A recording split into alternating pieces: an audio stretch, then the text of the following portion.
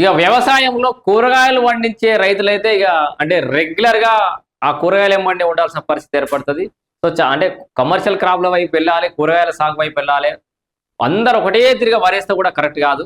So అయితే ఈ కూరగాయలు పండించే రైతులకు ప్రభుత్వం ఒక వెసులుబాటు కల్పించబోతోంది. అదే కిసాన్ ఐడి కార్డులని ఇస్తుందట. ఈ కూరగాయలు పండించే రైతులకి కిసాన్ ఐడి కార్డులని ఇచ్చి వాళ్ళకి ఈ కార్డుల ద్వారా రైతులకు సాగు రుణాలు ఇస్తుంది, మార్కెటింగ్ సదుపాయాలు కల్పిస్తుందట, ప్రోత్సాహకాలు కూడా అందించబోతుందట. ఇగో కూరగాయల రైతులకు కిసాన్ ఐడి కార్డులు, రాష్ట్రంలో కూరగాయలు పండించే రైతులకు ప్రత్యేక గుర్తింపు కల్పిస్తూ కిసాన్ ఐడి కార్డులు జారీ చేయాలని ప్రభుత్వం అయితే నిర్ణయించిందట. సో మిగతా 5వ పేజీల నుంచి ఒకసారి దానికి సంబంధించిన పూర్తి వివరాలు చూద్దాం.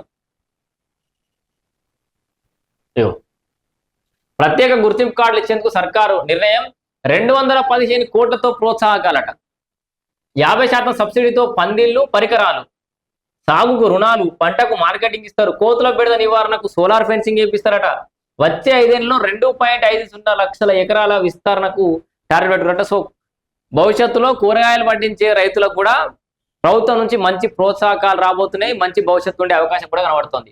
సాగుకు రుణాలు, పంటలకు మార్కెటింగ్ అని కూడా మనం చూస్తున్నాం. ఇక్కడ ఫ్యాక్స్ రైతులకు హార్టికల్చర్ వర్సిటీ శిక్షణ కూడా ఇవ్వబోతాట.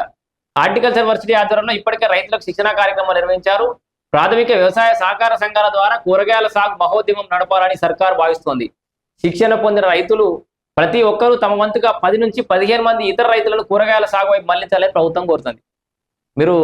మీరు వండినంత పాటు ఇంకో 10-15 మంది రైతులను కూరగాయల సైడు డైవర్ట్ చేయాలి. విత్తనోత్పత్తి సంస్థను ఏర్పాటు చేసి రైతులకు నాణ్యమైన విత్తనాలు అందించేందుకు సన్నాహకాలు జరుగుతున్నాయి.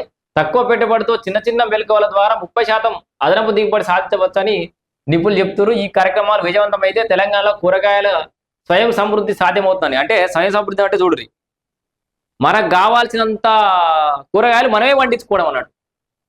మన తెలంగాణ రాష్ట్రంలో ఉన్నటువంటి ప్రజలందరికీ మనకు కావాల్సిన కూరగాయలు మనం పండించుకుంటాం అంటే పండించుకోవట్లేం, సరిపోవు. వేరే దగ్గర నుంచి మనకు కొన్ని రకాల కూరగాయలు రావాలి, మన దగ్గర నుంచి వేరే దగ్గరికి పోవాలి. అట్లా కాకుండా అందరు కూరగాయల సాగు వైపు పోతే చాలా ఎక్కువ మంది మనం స్వయం సమృద్ధి సాధించుకోవచ్చు.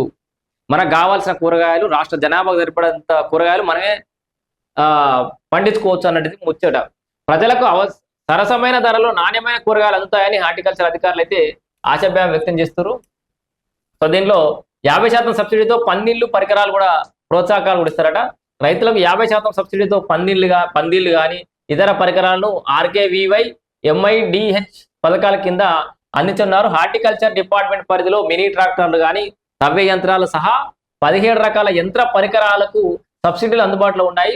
సెంట్రల్ స్కీమ్లను అనుసంధానం చేస్తూ స్ప్రింక్లర్లు, డ్రిప్ ఇరిగేషన్, ప్లాస్టిక్ మల్చింగ్ పేపర్లు, నాణ్యమైన విత్తనాలు, పరికరాలు తదితరాలను సబ్సిడీ ధరల్లో అందజేస్తారు. సో ఇక్కడ రకరకాల వాళ్ళకి రుణాలు కూడా ఇస్తారట. ఇగో కూరగాయలు పండించే రైతులకు కిసాన్ ఐడి కార్డు జారీ చేయడం ద్వారా సాగు రుణాలు కానీ పంట మార్కెటింగ్ సౌకర్యాలు సులభంగా అందుతాయి. స్థానిక వనరులతో సేంద్రియ ఎరువుల తయారీపై శిక్షణ ఇచ్చి ఖర్చు తగ్గించేందుకు చర్యలు తీసుకోబోతున్నారు.